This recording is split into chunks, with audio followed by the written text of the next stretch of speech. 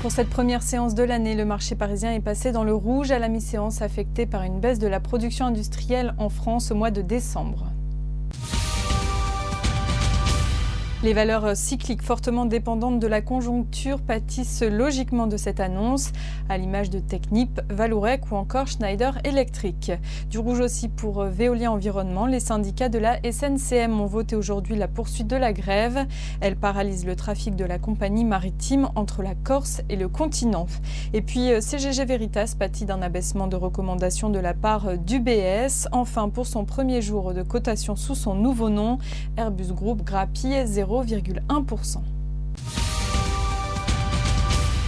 Gros plan sur le marché automobile français qui a clôturé l'année sur une note mitigée. Les ventes ont certes reculé de 5,5%, mais ce repli est plus limité que prévu et doit être comparé à un effondrement de plus de 13% en 2012.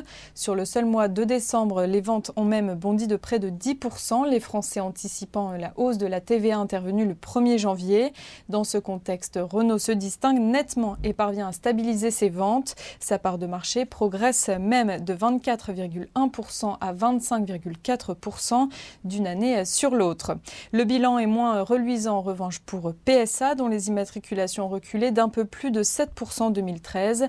La marque Peugeot s'en tire un peu mieux que Citroën. C'est la fin de ce flash. Votre prochain rendez-vous, c'est à 18h pour la clôture.